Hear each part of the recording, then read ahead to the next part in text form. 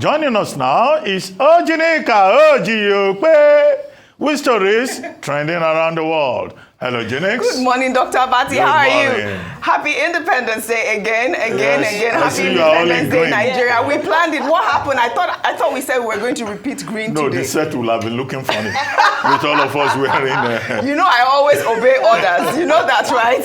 Congratulations, my Ayomi Day. Beautiful. You deserve all your flowers as always. Congratulations. Congratulate me too. Yes. Congratulations. I'm telling her directly. Implication, Dr. Bati. When we were saying it, we are covering the implication part. We want implication. No, congratulate your friend directly. Dr. Bati is up to the task. Congratulations, He's still owing us implication. Most powerful women in. Okay, again, all right. Okay, Kikelomo. Implications. You know Very she's good. up to the task. Ayo. But I love it. Mr. Mario. Mr. Mario. Okay, can we begin what's trending? I love it. What was the group called? The group that gave you guys... Women in Journalism Women in Journalism Africa. Well done, guys. Keep promoting our women. Well, also, I guess good morning to you viewers. Let's begin with the biggest trending story, which is now the Middle East crisis, with Iran launching over 200 ballistic missiles on Israel, and Israel vowing to retaliate. Now, the question is, what will it look like? As Prime Minister Benjamin Netanyahu has said that Iran made a big mistake and will pay. Well, let's take a look at the footage from the attacks yesterday. This is a major attack. Jim Sciutto, this is obviously a major attack. There's no what question. You are seeing, what we are all seeing with our own eyes, is a major attack. Iran launched dozens of missiles and drones. This attack, according to U.S. intelligence, principally or perhaps entirely ballistic missiles, which are the fastest by far and the most dangerous. Hezbollah leader was killed, one of the biggest reasons why Iran went into action, and it's been condemned by the West, which, you know, a lot of people have said that they have been hypocritical. Let me take a tweet from Javad, who was actually the foreign minister to Iran. He wrote, "Western hypocrisy is not just outrageous, but extremely dangerous. Western states have aided and abetted the Israeli genocide in Gaza and acquiesced in Israeli aggressions against Iran, Palestine, Lebanon, Syria, Yemen, and other countries in the region. Iran has an inherent right of self-defense against repeated Israeli armed attacks against Iranian territory and its citizens. Israel and its allies alone are responsible for all consequences of Israel's persistent provocations and escalations." You know, our GC, they're saying that 90% of those missiles hit the target in Israel, their military bases, while the Israelis are saying that they, you know, most of them fell flat. Who to believe it really is? It remains unclear. They're saying that one person has died from this attack, but also Iran has put themselves in a situation where they are alleged nuclear missiles. They are nuclear missiles. That is what I believe that the White House might target. But you guys have all discussed this. I'd like to move on to another story. Nigerians in the United States trooped out to celebrate Nigeria at 64 on the streets of New York. Let's take a look.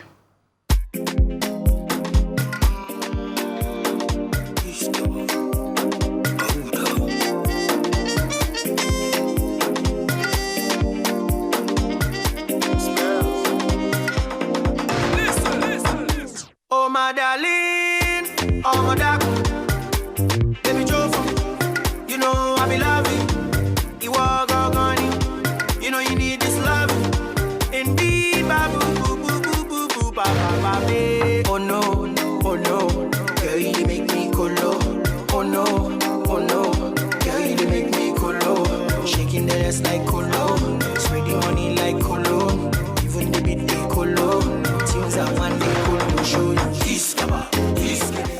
Again, I always say happy birthday, Nigerians. But Nigerians in New York, they are celebrating. I mean, it's beautiful to see that. But you know, in Nigeria, you know, it was a different story. Well, in Nigeria, President Bola Ahmed Tinubu led other top government officials to mark Nigeria's 64th Independence Day celebration at the Forecourt of the State House in Abuja, the much-touted low-key event themed Reflecting on the Past, Inspiring the Future, commenced with the arrival of the president as a special guest of honor and other dignitaries who were treated to a variety of unique performances by a combined mass band and displays put together by a cultural troupe drawn from 6 geopolitical zones. The guests also witnessed the presidential change of guards, which paved the way for a Nigerian Armed Forces color patrol and displays. The presidents also cut the anniversary cake and released pigeons to symbolize peace.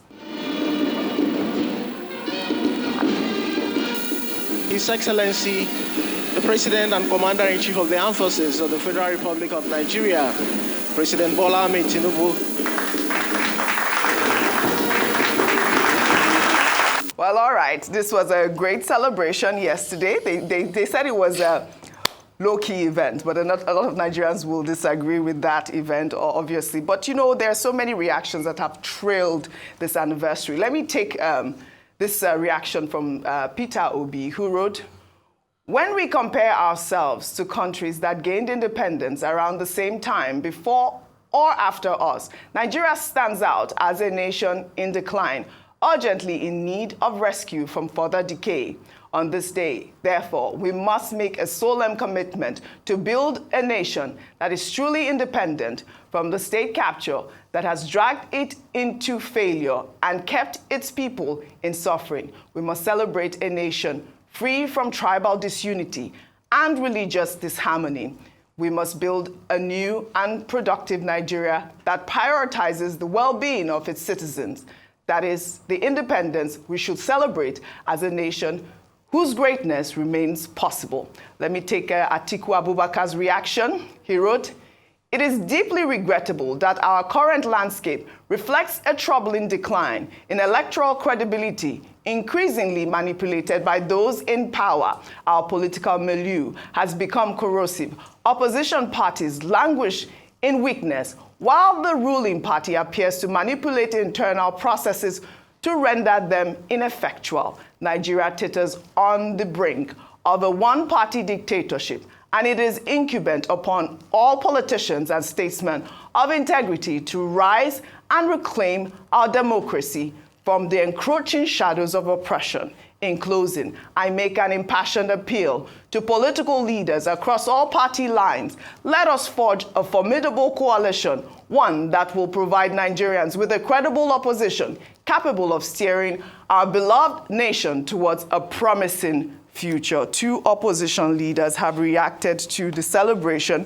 Before I take your comments, I'd like for us to tie in all these stories together. From yesterday's speech, President Bola Ahmed Tinubu, during his nationwide broadcast, appealed to Nigerians to endure with his administration, saying that he is aware of the struggles many Nigerians are facing with rising cost of living. The president also highlighted that our founding fathers chose democracy as a form of government which launched the dream of our great country.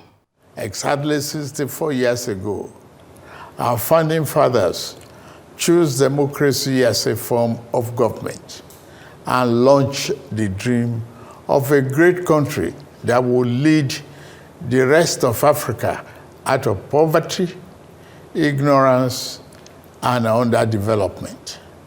A beacon of hope for the rest of Africa and the world. Over 6 decades later, we can look back and Nigerians worldwide can see how well we have succeeded in realizing the lofty dream of our founding fathers. All right. We say he's accurate in this respect, our founding fathers. Well, let's take one reaction that actually made the rounds. This was Nigeria's first prime minister, Sir Abubakar Tafawa Balewa, who led the Nigerian delegation to the 15th regular session of the United Nations General Assembly and made the country's maiden speech to the world body on October 7th, 1960, just 1 week after Nigeria gained her independence and assumed the rights and responsibilities of a sovereign state. Tafawa Balewa thanked the body for accepting Nigeria as a fellow member of its organization and pledged that Nigeria will work with other African states for the progress of Africa. On behalf of my countrymen in Nigeria, I thank you all most sincerely for accepting us as a fellow member in this organization. We are properly grateful for this recognition. Fourthly, Nigeria hopes to work with other African states for the progress of Africa and to assist in bringing all African territories to a state of responsible independence. Have we achieved that goal, Rufai Oseni? We've fared well in some instances, but we've not fared well. You see, despite all of the shenanigans we talk about, let's not forget the greatness of this country. I might come and condemn the leadership. It's the leadership I condemn. I've never been in doubt of the greatness of this country. This was the same Nigeria that stood tall for apartheid, against apartheid, I should say. This was the same Nigeria that had the likes of Henry Forecourt, that was challenging the British might as minister in this country when apartheid was raging. This was the same Nigeria that stood with Zimbabwe. We raised money for them. So in terms of creating that leadership of the African continent, we have. I mean, I've read many books on that. There's a new book out by Yemi Ogunbi that talks about interviews with world leaders, where he was talking about the respect Julius Nyerere had for Nigeria. The truth has to be said. We have stood tall. But over the years, there's also been a decline because of the leadership.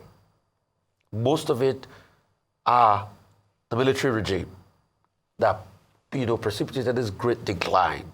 Nigeria, from being a beacon of hope, now became a country that missed the Nations Cup because of, spat between Nigeria and South Africa because of the military regime.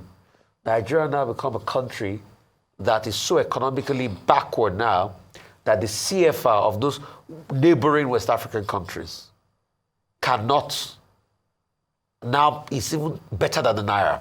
These were the same people that used to come and do menial jobs here because of the strength of the Naira. Nigeria has gone bad economically that to get food is now a problem. Where I just asked, how much is the bag of rice now? I hear it's trumped over 100,000 as we speak today. We have fared well in the past. We have shown leadership. And that's why we call on our leadership. And how do you provide leadership? You provide leadership by also having a viable opposition. But you see, people like Atiku Abubakar that are calling for a coalition, he has not answered many questions in the last election that a lot of people ask him. That's why some people will say Wike has a grouse. Despite the fact that he's doing it overboard, he has a grouse. When he was supposed to think of the greater interest, he was also thinking of his own interest. Okay. And that's why when you say a coalition, is it these ones that are fractures that are going to come together to have a coalition where the problem is everybody wants to be president? Right. Nobody wants to step down for one another. Right. So, and also showing that video, that was the golden voice of Africa.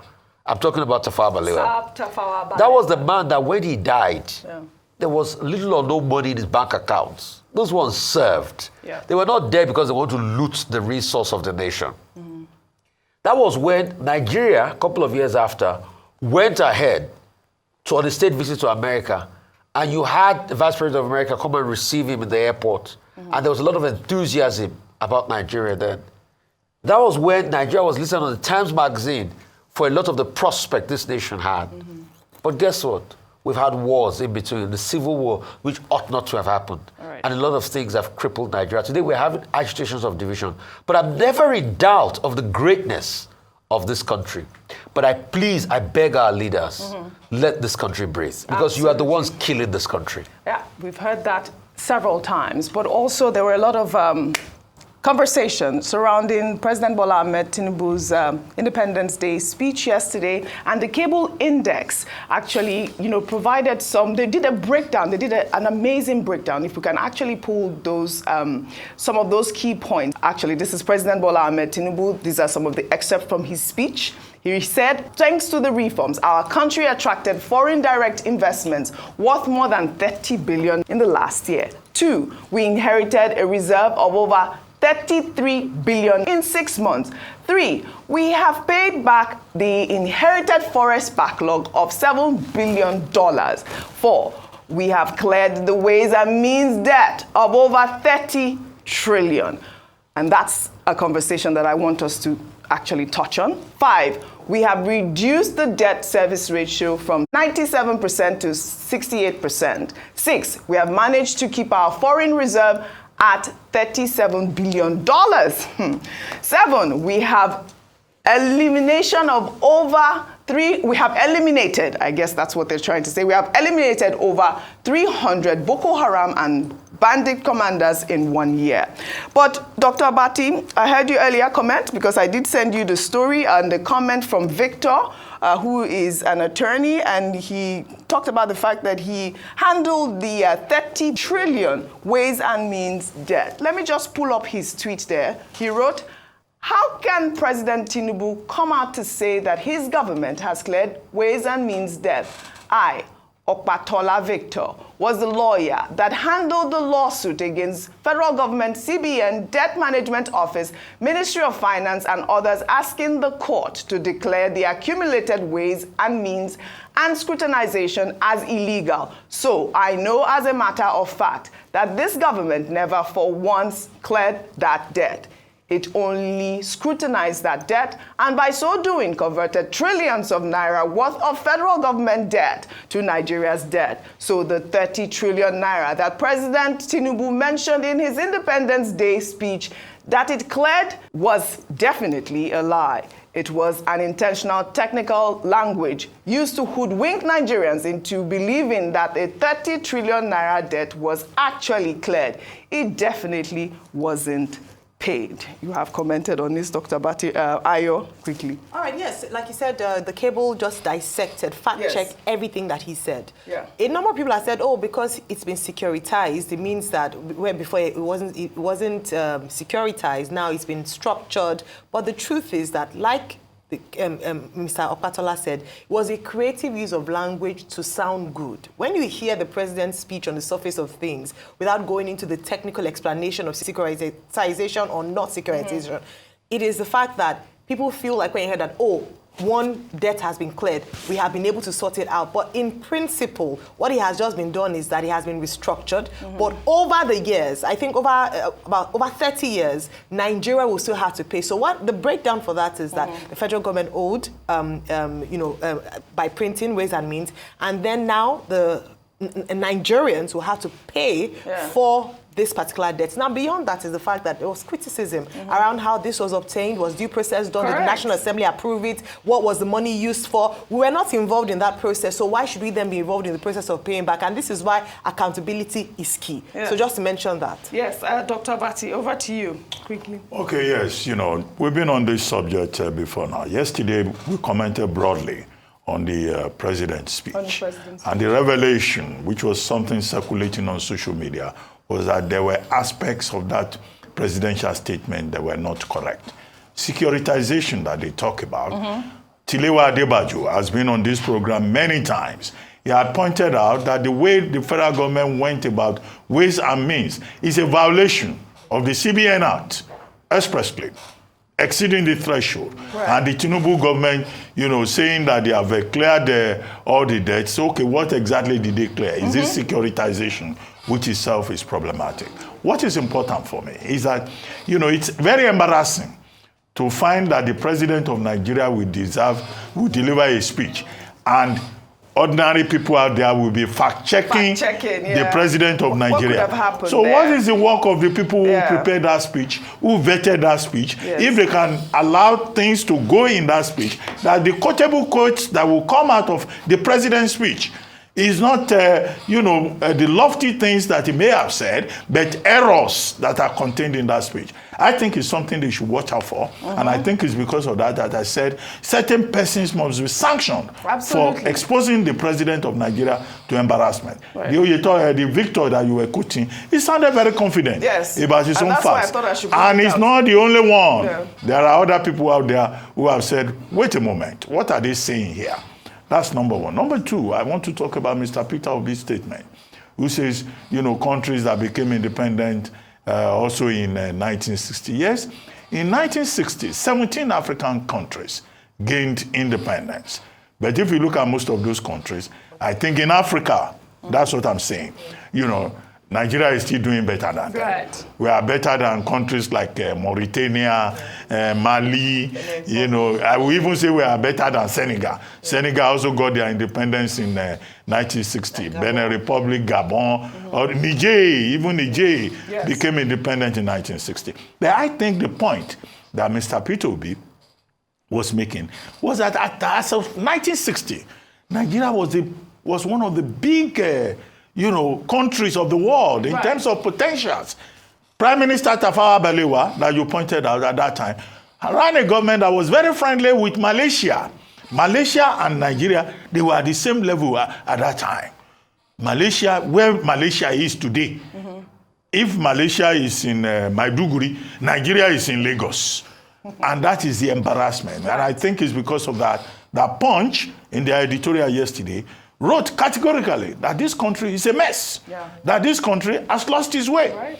And I've said President Tinubu, echoing Kestama, told us that there is light at the end of the tunnel. Nigerians want to see light inside that tunnel. Absolutely. Because ordinarily, common intelligence, if you come out of a tunnel, you will see light now. So let them put light in the tunnel so that we can find our way to the end of that tunnel. Yeah, you're absolutely right. And that is why the Fearless in October protest took place yesterday. We saw, people out there lamenting over the hardship that they are facing. But it's not just the fuel hike, there's also the electricity hike. It will take me to my final story, highlighting the electricity crisis in Nigeria. Well, skit makers based in Anambra State, Odogwu and Aisha, have used their platform in a now viral video to shed more light on the crisis. Let's take a look.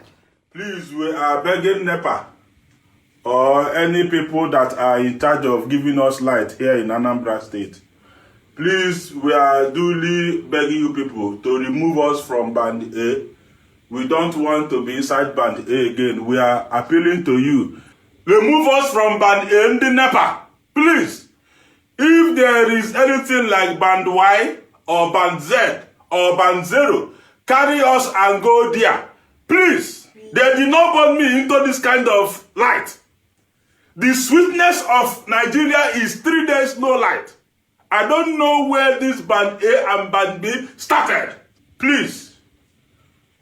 Enough is enough. If you look at us now, you will think that we are selling electronics. I'm begging you people so that I will not be having issues with my wife. Because I have warned her, nothing like light again in this house. As funny as it sounds, it's not funny. You can see how they are sweating. Dr. Bati, we like want this. Oh yeah, they are skit makers. It is the I'm sure some of us here will want to go to Band Y. Which band are you?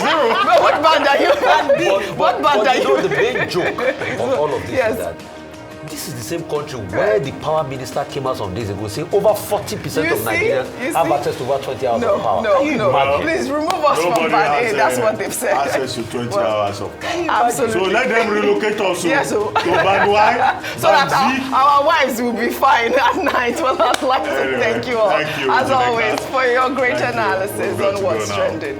Well, all right. Well, that's all I have for you guys on what's trending today. I'll see you all tomorrow.